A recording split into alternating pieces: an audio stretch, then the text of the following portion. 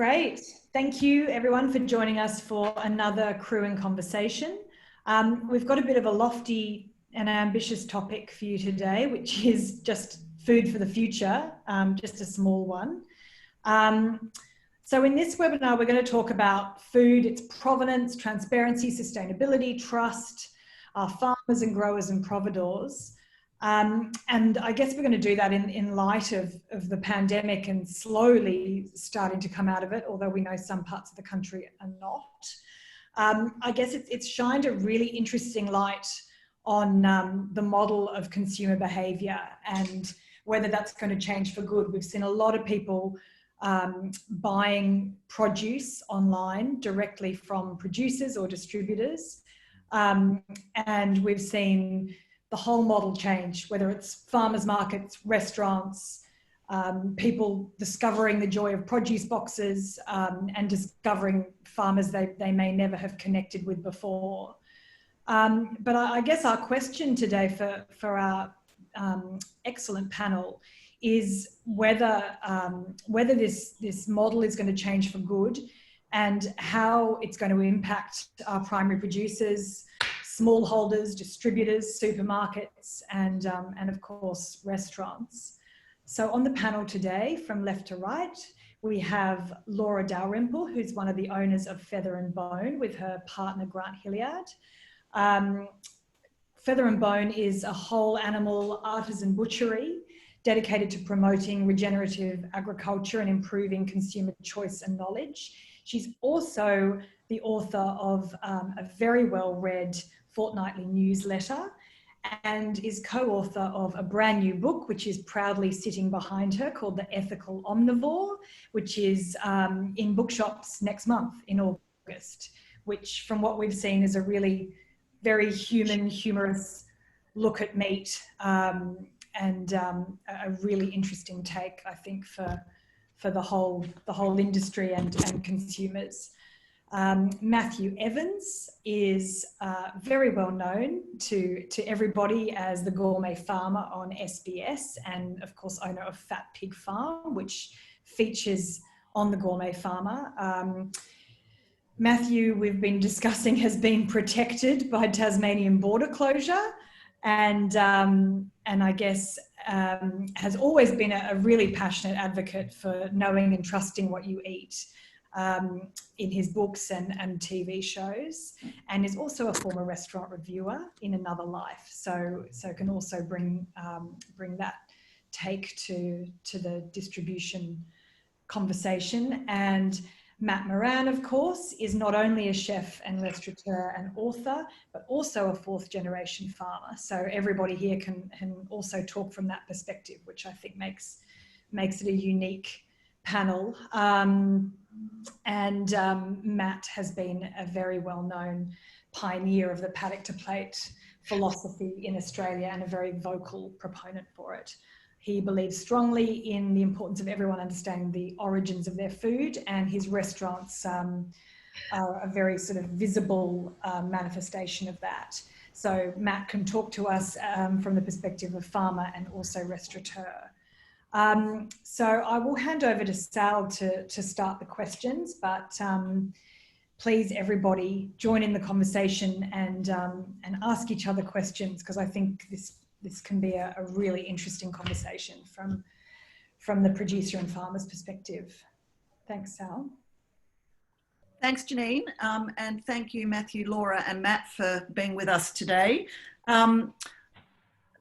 The first question I'm going to actually ask to Matthew Evans, and for the purposes of Matthew's and Matt's, we'll have Matthew and Matt Moran, Matthew Evans. Matthew, with the government mandated restrictions and Tasmanian border closures at the beginning of the pandemic shutdown, your farm, Fat Pig Farm, was effectively closed down to the public in March. And you've only recently opened again for farm tours and your first sort of lunches with a bit of a difference. But a farm doesn't stop producing in that time. The animals don't stop growing. Vegetables certainly keep growing. So can you tell us what you've been up to and how you've survived and how you've managed through this period? Yeah, thanks, Sally.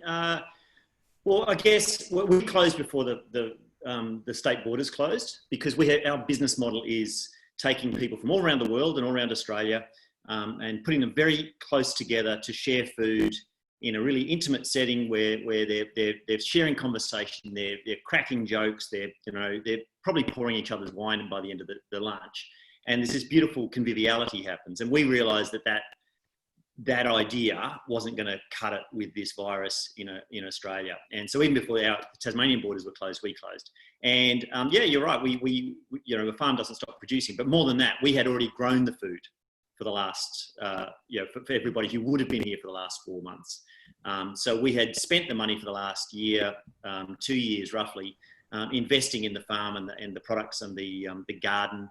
And all of that kind of stuff. So yeah, it's a pretty big hit. It's a pretty amazing, major thing to actually have to redo. So what we did is we thought, well, our aim, what we're all about is saying eat locally and buy locally, but our business model was based on, I guess, taking money from everywhere around Australia and putting that into our community. So everything we do is very labour intensive. All the money goes, 95% of it goes straight back into our community, which sounds good, when you don't, we didn't plan on a pandemic. So when that hit, we went from not only no income, we had to refund everybody pays a head here. And so we had to refund over $100,000. And so we were pretty dire. And so we thought, well, what do we do with all this food? We'll sell it to people locally. So we did we called them ration packs. So we did some cooked food, some raw ingredients, whatever we could make and harvest and make and distribute to them in our community. Now we're back at markets, and yeah, we're back reopened, but we're at about half capacity, and only once a week when we were doing about twice a week. So we're serving about a quarter of the people we were prior to the virus. And as you've gone along, have you been able to kind of get people back a little bit? Yeah, we've been full every time we've been open since the last about 3-4 weeks. I think 5 weeks we've been having people outside originally, 10 people outside and lots of distance, and now we can have people inside, but still each individual group is distant from each other, and we fill that up. But we were always full before. So what's really nice is, I guess, that we're able to showcase our farm and what we do, and this idea of eating locally to locals, to Tasmanians, because no one else is allowed in the state. And so it's a really beautiful thing, actually. And how did you change given you were communicating predominantly to an interstate audience, what did you do to basically become hyper local in what you do in terms of communications and things like that? Yeah. So mostly what we don't really advertise or anything. So we work with social media. So we have a reasonably healthy a subscription newsletter, and we just worked out who were the locals on that list, and just emailed them and said, look, we're back open. Can you come? And we've got a little discount going to the end of July for Tasmanians, so to make it more attractive for people to come, because people might be a little bit reticent to move around very much, and just to make it a little bit better for them and worthwhile for us, because we don't want to sort of re-gear up and then find that we've only got 2 people. The whole farm takes about 10 people to run, so you do need a certain number of customers to arrive. And last week we resorted to the thing we've never done before. We advertised in the local newspaper, the Hobart Mercury. Which is read all around the state, and just said, thanks everybody for supporting us. And we're at markets, we're doing these tours, we've got things planned, we haven't gone away, and there's a bit of a discount till the end of July with the lunches, which has worked really well. And do you think you'll continue those things, Matthew? Do you think it'll change your audience long term in terms of being more connected with the locals and the Tasmanians? Yeah, I think it might. I think what will happen is our business will have to rejig, because if this goes on for any length of time, the only way we can stay open, we sacked everybody, and I'm sure Matt probably had the same thing, and I'm not sure if Laura had this, but we sacked all our staff. We had this we met with each of them individually and worked out who was the most vulnerable, and who we could support in whatever way we could, and who didn't need support, and we sacked them all. And then a week later, JobKeeper came in.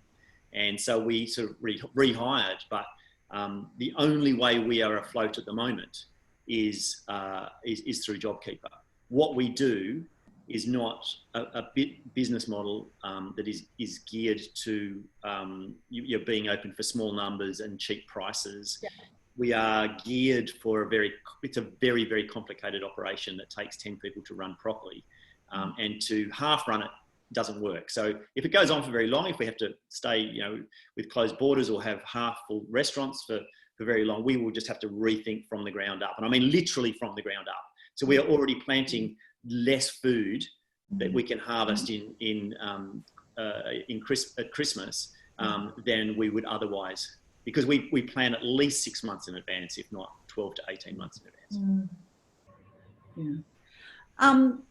Thanks, Matthew. Laura, just coming to you, you've obviously had an extremely busy time in the last few months, not only sort of producing a book, but coping with the demands, the sort of upswell in demand for your products from a retail point of view. And you've had to sort of change the focus of the business very much from wholesale to retail.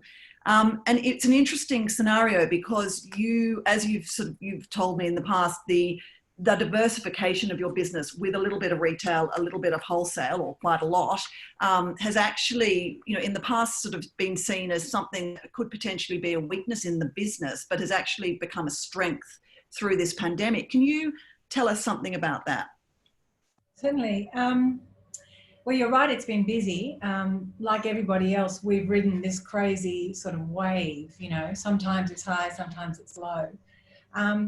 For us, essentially, the thing about being a whole body butcher, sort of exclusively a whole body butcher, is that there's a basic principle, which is that you need to sell the whole body to make the business model work. So as you guys will know, restaurants will buy certain parts of the animal, but they won't necessarily buy the whole animal.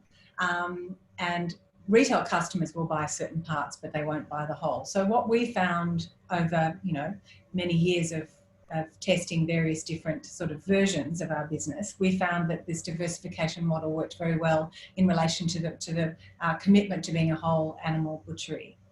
Now, a lot of people said to us, you've got retail, you've got restaurant customers, you do events, which sort of emerged without much of a plan, but it turned into quite a big part of what we do, classes and renting out spits with whole animals and so on. So we had these different parts of our business. We also actually make broths and other things, which is all part of the exercise of using the whole animal, not wasting anything. So that makes our business complicated in probably the same way as yours is, Matthew, because you need to be able to do all of those different things quite well, and they require different disciplines and different skill sets. They have different audiences, different markets, they require different strategies. So a lot of people said to us, well, that's really stupid, because everybody knows that if you're going to be successful in business, you focus on doing one thing, you do that really, really well. And I can see the logic of that. But for us, given the nature of our decisions and our choices and the principles that guide us, this diversification thing kind of worked. It was hard, but it worked. And what we found when COVID hit was that overnight, we lost our restaurant trade and our events business. That all disappeared. So that was a significant part of our business, a really big part of our business.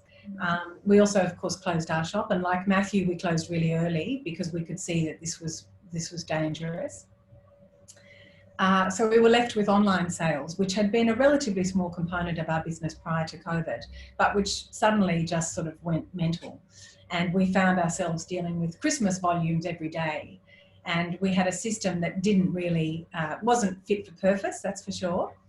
So there was a lot of scrambling and a lot of, nail biting for the first few weeks. We found ourselves in the opposite situation to those people who had to lay people off and who were making sourdough. We were sort of in the absolute reverse position, frantically trying to find people to help us fill demand. And also frantically sort of re-engineering our system so that they could cater for the new sort of model. But what we recognised and what we came to realise, which we thought was very interesting, was that if we hadn't had a diversified model, we wouldn't have had the section of our business that we've been able to expand and build on to create a viable, to help us survive in this situation over the last, and capitalise on the opportunities over the last 3 months. And diversification, as we've understood from the work that we've been doing with farmers for the last 14 years, diversification is absolutely at the heart of what makes you strong. It creates resilience, it creates fertility, it creates vitality. It's absolutely necessary to any kind of healthy ecosystem, whether that's people or, microbes in the soil or animals, whatever it is, you need diversity. And so in a sort of strange, ironic twist, the diversification, which has made our business hard and has been counterintuitive for a lot of people, has actually served our purpose really well. And it's what's allowed us to survive in this period. Hasn't been easy, but we've learned an awful lot. It's given us the opportunity to re-engineer things. We feel incredibly fortunate and very grateful that we were supported by our customers. We have amazing staff who've just been wonderful.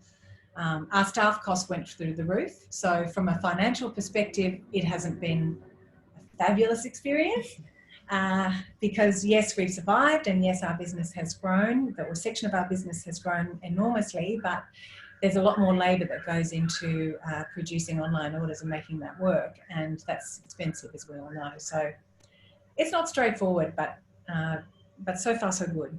We feel very lucky. Yeah. That's great.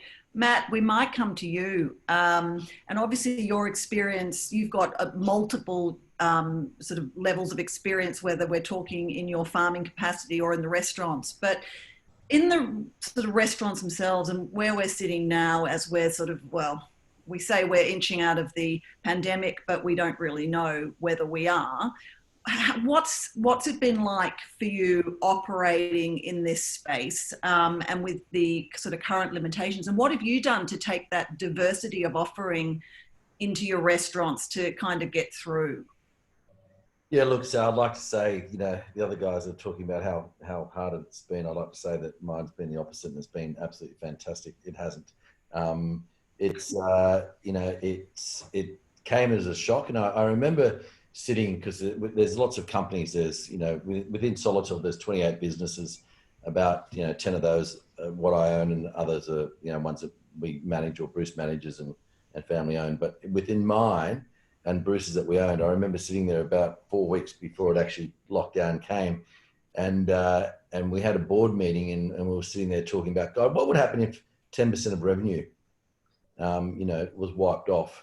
And then someone said, Jill, let's have a look at what's 20%. And someone made a joke. What would actually happen if this really took hold and 50% of revenue was wiped off, what we normally turn over? And, within 3 weeks, we went from zero to gone completely, just, no revenue whatsoever. So it was a bit of a shock. And Matt was talking about, standing down staff, which we stood down, I think between Bruce and I was about 1,600. And we were more concerned about not paying our staff, so we actually paid out everyone's entitlements in the whole company, not realizing that JobKeeper was going to come in and 2 or 3 weeks later. Which we probably jumped the gun, but at the same time I didn't want anyone to ever wake up and say that Matt Moran never paid my holiday pay, so we paid them all out, and some of them in the end wanted to give them back, but that was just the way that it went. I can be honest, the restaurants that we have reopened have been incredibly busy, pretty much capacity. They're more suburban restaurants, North Bondi Fish, Chiswick. RE reopens next Tuesday, and the numbers look really, really good. The rest of the city venues we haven't opened, and I'm very nervous to reopen, especially now what's happening in Victoria. But I'm also nervous as where there's not a lot of people in the city.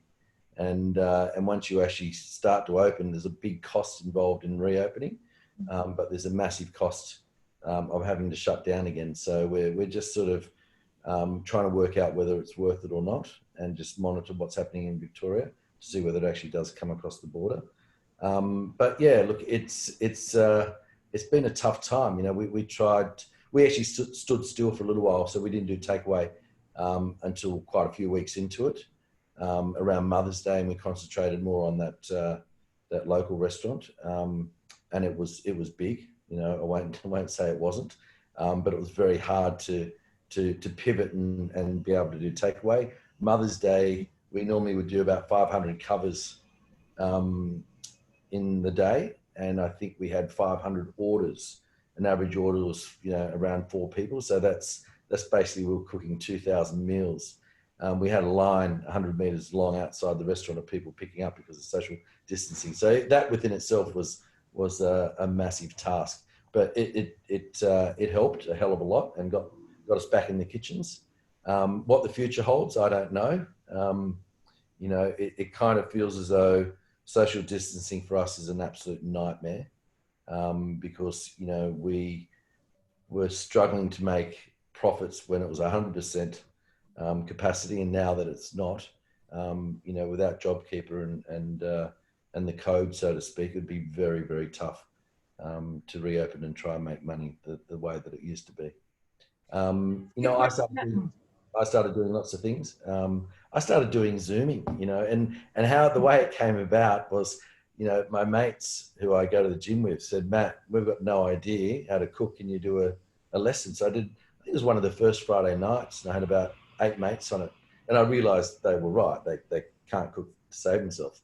But then it just became, I think one of them worked for a football club and talked about, you know, doing some corporate ones. And I've probably done about maybe 15 of them, I'd say now. And I've still got a couple happening in the near future, which is giving me revenue and income to come in. And my guys, my not so much my head chefs, but the guys that actually work with me in the office. So that was quite an experience, but fun. I did one the other night for 400 people. Wow. Luckily, we had them all on mute. Yeah. And do you think that you'll sort of retain those different things that you do that are outside the restaurants proper, like, well, you know, cooking classes, obviously. You're also doing the takeaway, as you mentioned. Are you going to kind of keep that stuff going, even the produce boxes you were doing for a while? Yeah, look, I did some stuff with Harris Farm, which was all me asking them to help, and I might start doing them as one-offs. The takeaway is still available. We did see it slowly, rapidly decline. We still do it, but I'd like to continue that because it's another source of revenue. The great thing, I suppose, through all this is, you know, we've done it so hard on the farm for the last few years, and now the farm seems to flip over the other way, and you know, we've got plenty of feed and lots of fat animals, so that's been pretty good. So that's kind of like when one's working, the other one's not, and it flips around really quickly. I guess it depends sort of where you are with that, but Matthew, talking to you about the produce boxes, the ration boxes that you were doing, and people buying direct and going hyper-local, do you think what we've seen during lockdown will continue? Have people changed what they're looking for? I think people have changed what they're looking for. Oh, definitely, they've changed what they're looking for. The stats back this up. People are looking for local. They're looking to get stuff that they trust. People have, if you look at the fake meat market, people have gone, you know, the increase in meat sales has far outstripped the increase in fake meat, because people, I think essentially in a time of nervousness or whatever, they go back to something they know they can trust. And so we were overwhelmed with demand for local produce, and we know that other people, friends who were kicked out of farmers markets because the farmers markets couldn't run, you know, their only source of income dried up, and brilliant locals all just said, we'll take it, and they still want it. So as things are reopening, all these people have got these other avenues to be able to sell their stuff. I worry that might be short term. I was visiting a lady who we get our chickens off, and because we don't breed chooks and we need a few chooks. And I said, how's it going? People still buying chooks? She said, no, they're starting to bring them back. People made the sourdough, worked out their baker does a better job. People, you know, planted a garden and planted all the wrong things out of season, and are probably in the process of killing the garden and realizing, actually, you know what? Growing food is actually really hard work. People got the chickens and realized, you know what? There's foxes, or I want to go away, or, you know, there's someone over there who's taking his chickens back. Can I just talk about the chickens really quickly? Because we have chickens on our farm, and my My father loves chickens, and he loves different breeds of chickens. So whenever you go to the farm, there might be 4 or 5 different breeds, and they're only for eggs. But he just likes to have different ones around. He went off during this pandemic because what was happening, everyone wanted a chook to get their own eggs. And, the normal chook laying egg around Dad, you pay $25 for, all of a sudden went up to $200. Yeah. So he's like, who the hell's buying these chickens? He couldn't work it out. Yeah, but the one thing, to go back to your question, the one thing that I think is really interesting about are people going to change? They may not bake their own bread, they may not have the chickens, and they may whatever. But what they have probably understood is that things are really hard to do. To cook for yourself every night and wash up for yourself every night is a bit of a fag. To own livestock is a bit of a pain. To manage a garden and actually be able to feed yourself from that garden or from close by actually takes a fair bit of work. So I think the thing that will stick with people is the realization that food doesn't come for free, that there's an inherent cost, and there's a lot of labor, and there's a lot of people who love putting that work in, who do it because they're passionate about it, not because they're all making millions of dollars. And they will feed you, but you might have to pay some kind of premium to have something that is well looked after, well cared for, well cooked, and have someone wash up for you. And they have maybe realised that now. So Yeah. Matthew, you're optimistic that people might pay more for the things that, we've all had this discussion for years that people have been essentially not paying what needs to be paid for what they're getting, produce-wise, restaurant-wise, whatever it may be. Are you optimistic that people get that more now? Yeah, look, I think so. I think more to the point that those things already existed. There was a lot of stuff that already exists that people say is a bit expensive. Why is the organic stuff a bit expensive? Yeah. Why is the farmer's market a bit expensive? Well, because that's the true cost of production. Why does it cost you so much in a restaurant? Because that's the true cost of production.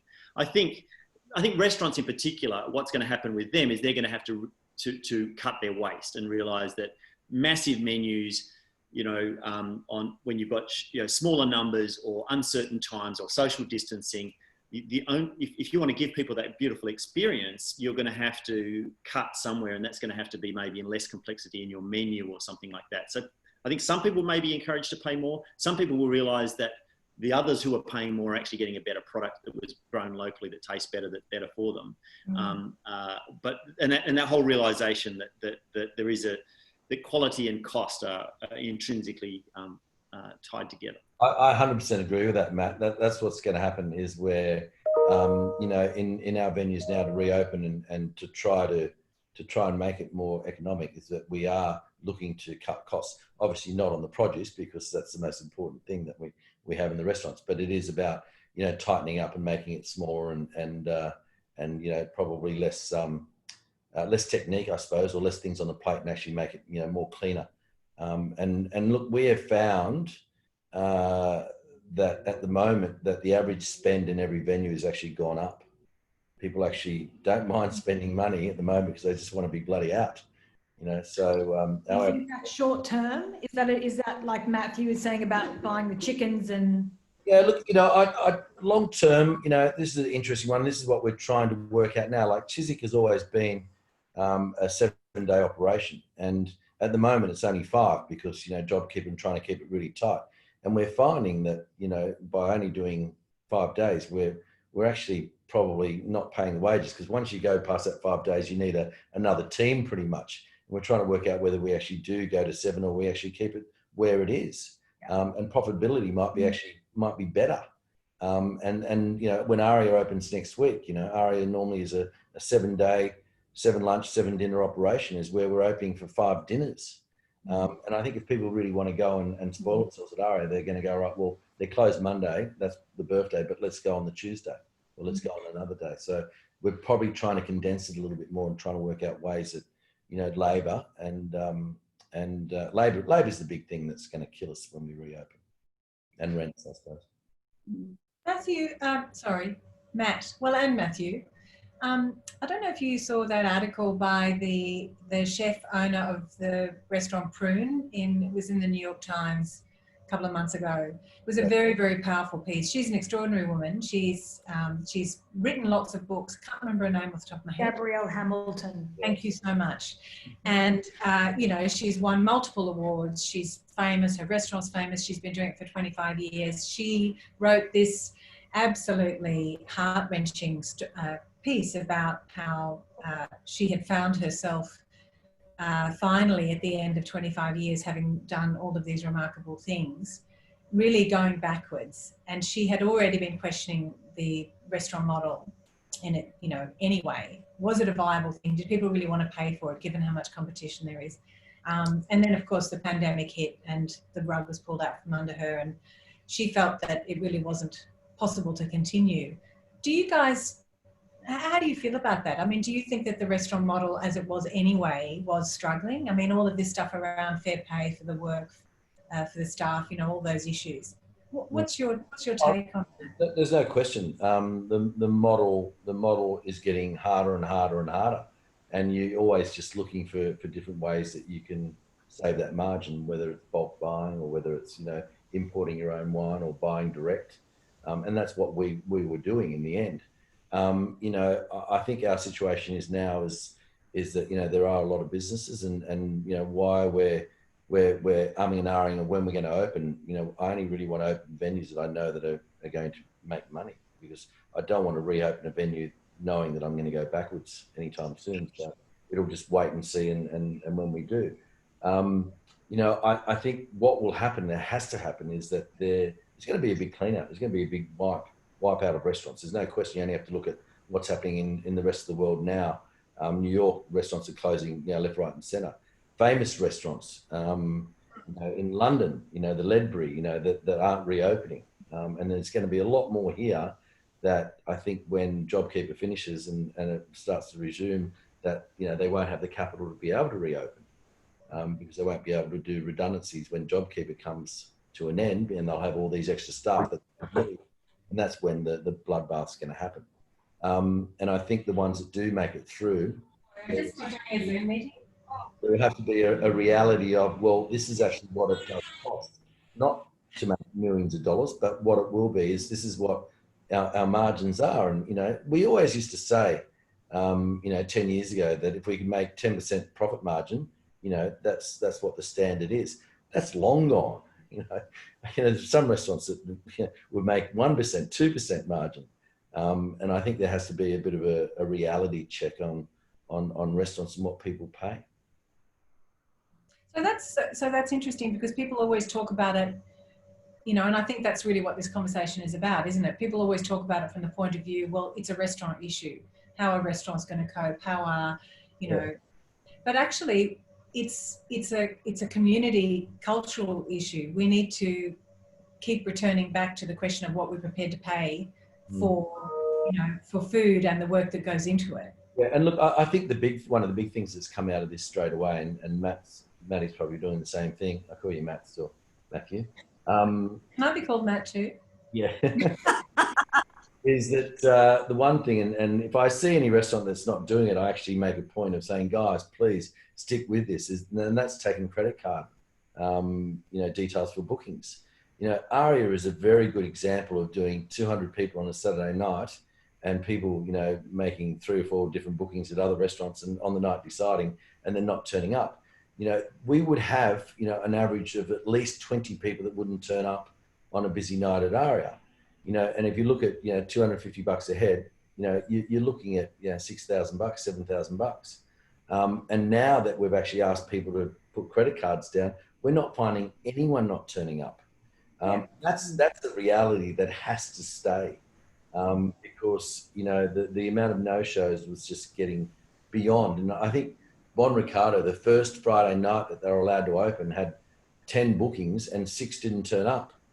And it became public. And I think that is moving forward, that we cannot afford to let that ever happen again. You know, I think since we've been open 5 or 6 weeks, we've had maybe 10 people not show in you know, a couple of venues. So it's pretty much wiped it out. I think that's really interesting, Matt, because our business model has always been people pay ahead, but we've invested in everything ahead. They book ahead, pay ahead, And I mean, it didn't work out for us when the virus hit, but I think what's interesting is people's attitude has changed, because I am now much more like, oh, I've got to give a credit card wherever and I've got to make an arrangement to go somewhere and stick to that arrangement. And that change in attitude, I think, is a really great one, because I think a whole bunch of people suddenly went, you know, it might seem frivolous, it might seem inconsequential. Restaurants, we don't really need them. Well, you know what? When they disappeared, their lives fell apart. Yeah. And one of the things I read about this woman in Italy, and she was locked in her flat for 6 or 7 weeks. And the thing she wanted more than anything when she got out was to go to her local bar and have a coffee, because that made her human. And going to restaurants and going to cafes, or cooking a nice meal for your friends at your house using good produce, you know, that you can brag about where it came from and be sure that, you know, that it was lovely, it was grown with care and came from a farmer who cared. Yeah, that makes us human, and there's nothing to be ashamed about with that. But what it does is, I think a lot of people say that matters to me. Yeah. I'm more than happy to give you my credit card, because you give me something that makes my life better. And before the virus, they didn't realise that. Yeah, That first night that you could go out, and all I wanted was a beer poured from out of a tap, and I ordered a beer, and I sat at the bar. Actually, I stood at the bar and I just sculled the whole thing and ordered another one, because that first beer was so good. But it's so true, you know, everyone just wanted to get out of the house and socialise and you know, be normal. And I don't think we've had any real pushback, but I think there would be pushback if everyone didn't start doing it. You know, some people didn't do it. And whenever I see a place now, I go, guys, please take credit cards, you know, and be like everyone else, because we have to do it collectively.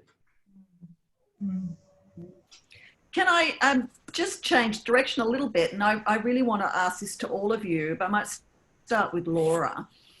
We've sort of, you know, with this, the pandemic, it's a virus, it's a dirty virus that, you know, is affecting us. It's not a good thing, et cetera, et cetera. I could do a rendition of Donald Trump, which I won't. But, you know, given that we're overtaken by this virus, how important do you think it is that we have safety in the food we eat and trust in the food we eat?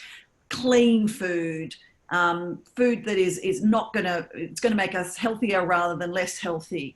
Do you think, given we've been in lockdown, we've been cooking at home, we've been, as we've seen, huge sort of uptake in buying direct from producers or from people like Feather and Bone. Laura, what do you think? Has our attitude changed to food itself? I'm not sure. I feel a bit like Matthew. I think I want to wait and see how this plays out. I think we're just at a certain point on this trajectory. I think there's some way to go. I suppose our first-hand experience has been that people were frightened. And as Matthew says, when people are frightened, they look for something that they're familiar with. Or when they feel threatened, they decide they need to become better informed. You know, it sends them off on a path. It sends them off looking for something that will keep them safe. And, you know, food is a very visceral, intimate thing. You put it into your body. And I think people started to spend some of the time that they had on their hands looking for solutions and options. So we had more people come to us. What we do, I suppose, you know, it sounds self-serving, but what our business is about, I suppose, is providing food with traceable provenance that comes out of systems that improve fertility and vitality and all the rest of it. So we often find that the people who come to us are self-selecting. We're lucky. But we found that there were a lot of people who were coming who'd just done searches. You know, they were really on the lookout. They were really on a discovery mission to find something better. And I think it's, you know, once people try something and they see that it not only makes them feel good because they can say where it came from and they can tell other people about what the action that they've taken, but it generally tastes better. And they can feel proud of doing something beneficial for themselves and their families. You know, it's it's an active. When you feel frightened and you feel powerless, things like that become very important because you're taking control back. And I think, so I'd like to think that sticks, you know, that a lot of that sticks, and I think a lot of it will stick. But as we all know, we're I hate to use the cliff metaphor, but we are all coming towards September. We don't really know what's going to happen then. And I think there will be twists and turns along the way that will make things hard for people. I'm not sure if that answers your question. No, I think it's a good take. But Matthew, what do you think about that in terms of the trust of food? I mean, obviously it's something you've been working on, and it's exclusively what you do. Your food comes from the food you serve on the farm, comes from the farm, and only the farm generally, except for the chickens. You know, are you finding, have you sort of seen this since you've had Fat Pig Farm, that people are actually looking for this? Has it changed recently? Oh, look, I think to echo what Laura was saying, people are interested in the big picture. So can I know it? Can I trust it? Is it going to be good for me? I think is the big change over the last, you know, in a very immediate sense, or, you know, like, can I be sure that this is going to give me the best nutrition or the best chance of being healthy possible? That has changed over the last 6 months. I think prior to that, there was people have an idea of provenance and responsibility for, you know, farming systems, but I think a lot of it became very self-centered, not in a bad way, in a good way, that saying, you know, what I eat becomes me, you know, because we're all temporarily not soil, and you know, everything gets cycled. So whatever I put into me, you know, is a result of the farming system that it came from, and if that is complex and interesting and fertile, that's giving me the best chance of fighting disease or being healthy in whatever system I'm in, and I think that's probably what's changed. Matt, do you think it's in the restaurant setting, there's an understanding and an interest in the food and where it comes from? You know, I think, you know, I agree with Matthew, what he just said, but I think when it comes to provenance in restaurants, it's been happening for quite some time. And, you know, and the reason being, you only have to look at the menu. So yeah, 10 years ago, it might have had, you know, roast beef fillet.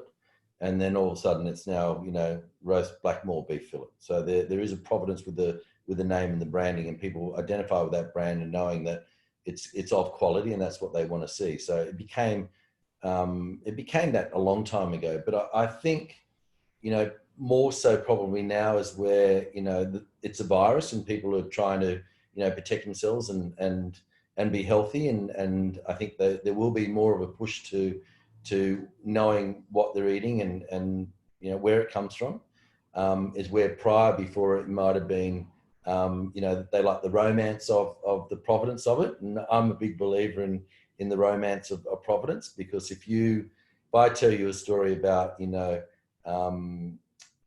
the item, say Moran's lamb shoulder at Chiswick, you know, what we feed it and where it comes from and the story behind it. And if you know that, and you can, you know, you take that home and you're cooking it and you've got family and friends or whatever, and you tell them the story behind what you're doing, it's got that beautiful romance. And I just always think that it tastes better because there's a beautiful story rather than just something you buy, you know, in a supermarket store. You know, you get more caught up in it, I think. Maybe it's the cook speaking, but I just, you know, I like the story of things, you know. Like even the other day I was doing a Zoom and, you know, I've got lemons that I've struggled with for ages, growing them at home, and a big fat lemon. And, you know, I cut it open and I was just getting excited, squeezing the juice out of it. You know, to me, all I want to do now is cook with those lemons, you know, and make a lemon tart or do something, because they're there and I know the story about, you know, the background of it. There's a satisfaction that comes with having grown it yourself. Well, Matthew, you have quite a lot of satisfaction. Yeah, I'm sure Matthew's exactly the same with his big fat pigs, you know. They taste better than anything else because he knows the story behind it. Yeah, and we're really lucky. We get to eat everything that we've grown, so we pretty much just survive on what comes from within our fence line. But I think we should never lose sight that this is, in some ways, it's on the periphery for a lot of people. In Tasmania, we haven't had a case for like 52 days, and people are still panic buying toilet paper. Like, Seriously? That's wild. They still have restrictions on how much an individual can buy of toilet paper. And I was talking to a mate who lives out, near Hobart, and so there's a lot of people who, that what they're focusing on is possibly not the provenance, possibly not looking after themselves very well. They seem to be looking, out for what comes out of their bodies more than they care about what goes into their bodies. And so I always think that whatever movement we see, it has its boundaries and limits. And I wonder how much, I do believe that this has made a lot more people sit down and go, hang on, where does that come from? Or why can't I buy that because it's come from so far away? Hang on, that joker at the end of my street seems to be growing the same thing. Why don't I get it off them rather than getting it from somewhere further afield a supply chain that might have to close down because of the virus. I think that's true, actually. It's interesting. One of the things for us was, what we try to do all the time is do what Matt was talking about, is tell those stories. That's what it's all about. It's all about opening up the line of sight from the consumer to the producer. But one of the things for us, I suppose, has been that we found that people really responded to was the idea that our supply chain is incredibly short. Our growers all, with one exception, come from New South Wales. The animals go from the farm to the abattoir to us. That's it. It's really transparent and apparent. And I think people liked that. That made them feel safe. So at the very least, it will work in terms of buying Australian food, at the very least, let alone absolutely closer and closer and closer. Well, that's the case, yeah. Which is a win in itself, I guess. Yeah. Although it's been very hard for some farmers, really tough. Wholesale markets closed down and so on. Really awful. I've got 30 little Berkshire baby pigs at the moment, Laura. If you want to... Let's talk. Local trading.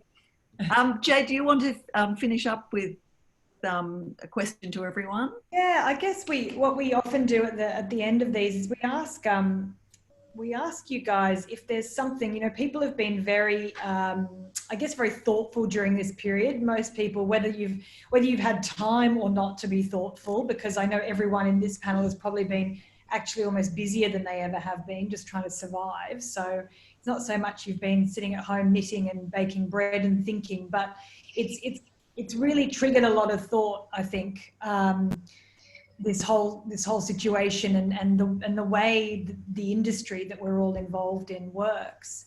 And we ask the question as to whether there's something that you would like to see change or believe will change out of all of this, in terms of whether it's the system being broken or the way you personally operate as a business. Is there something for each of you that you feel this is kind of really tapped into from an industry perspective? Laura? That's not fair. Don't come to me. Look, I'll say something. I think it's made me personally realise, how much is enough. I have a lot of venues, and you've asked me 5 years ago, I would have said I want 10 times that. Now it's probably not the way that I'm thinking, and it's all about pivoting and diversifying and doing other different stuff, and which I am. I'm working on lots of other different stuff outside of the industry. I think this pandemic's I've seen the best out of people, and I've seen the worst in many, many different ways, whether it comes to road rage or behaviour in restaurants and whatever else. I think it's a good lesson to reevaluate, and a really good reset for restaurants and people in general to really think about, what's important in life. I think from my perspective, the thing I'd like to see crosses a few, because we have a restaurant and like Matt was talking about, you see the best and worst in people when you're in hospitality. But with growing food and then being able to cook food and serve food, these are all really honourable professions. And there are so many people in those industries who are undervalued, who are casual labour, who've had no support, who've been cut loose. They do all of the work for all those other people so that they can enjoy a pretty good life. And I just hope we come out of this and say, thank God someone's growing this for me. Thank God someone's looking after the environment for me. Thank God someone's cooked that for me tonight. Thank God that waiter has made my life better for the few hours that I was able to be in that restaurant or cafe. And I would hope that we appreciate the service industries and the growing industries that make make food what it is so fabulous, because I think we have generally undervalued them up till today. Yeah, I agree with that entirely. I think one of the things that in some ways was incredibly heartening to us, especially when we opened our doors even just a little bit, was how people thanked us just for doing what we do. And it was as though it had never occurred to them that actually, this wasn't just an automatic thing that, it's not a right. It's going to happen. That's it. Yeah, exactly. And it was really surprising and very gratifying. But it also revealed how little people had considered those things previously. So I completely agree with that. I also think, I guess one of the other things that we have found really encouraging has been the fact that people have decided to find out more. And so for us, and I think this applies to everybody, I guess what I'd really like to see is more people doing a little bit more work to find out more about where their food comes from and how it arrived on their plate. And I'm not just talking about animals, obviously. Animal products is largely what we sell, but it's not just that. It's where does your rice come from? Where does your sugar come from? How is your milk produced? Or how are your lentils grown? All of these things. Take more responsibility for informing yourself. Take the power back. We've become infantilized. We've allowed ourselves to just outsource the production of all of these things, which are really, essential services. And it's a great thing when you start to learn and you start to feel more powerful and you're making decisions from a point of knowledge. And we saw that with a lot of people during this pandemic. We still see it now.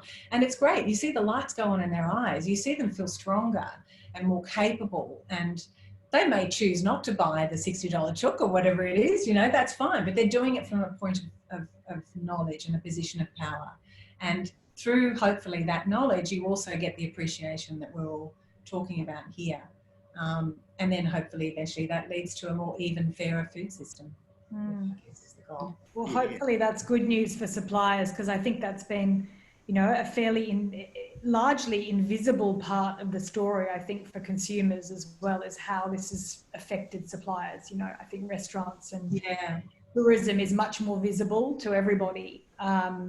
And the supply chain is something that hopefully people are starting to understand a bit more by tapping into it directly. Yeah, I don't know. I mean, I think it's going to be hard. We have a wonderful buffalo milk, a buffalo dairy that we work with, and they are just extraordinary. They not only is the quality of what they do gorgeous, but the model, their farming model, is extraordinary. It's a compassionate dairy model. It's remarkable. And most of what they produced was going to restaurants. We were selling it, but it was going to wholesale customers, to restaurant customers. And of course, when they all stopped, and the markets closed as well, these people were caught, and we were flailing around desperate. I was madly, shrieking at our customers, have more buffalo milk, get more mozzarella, but there's only so much they would consume. And so, what we really want to make sure is that people like that and people like Matthew, that those people can keep going, are sustained through this. So, unfortunately, the big supermarket chains will just say, all right, we'll take it, but just absolutely screw them and kill them anyway. Oh, and no. That's why That's why we need our Feather and Bones, and we need our Fat Pig Farms, and we need our Moran family farms. And yeah, we all just have to sort of keep sourcing from the good guys. It's a grassroots movement. Everybody needs to do it wherever they are. Yeah, absolutely. Well, I think that's a good point to wrap. Thank you all very much for being part of our conversation. Lots of food for thought, as we knew there would be. Sorry about the pun. But yeah, good luck with it all. Good luck with the opening up, Matthew. And Laura, keep selling those chooks and those beef. And Matt, we're looking forward to seeing what's happening with your restaurants, including Aria next week. And thank you all. Thank you very much, guys. Thanks. Good luck.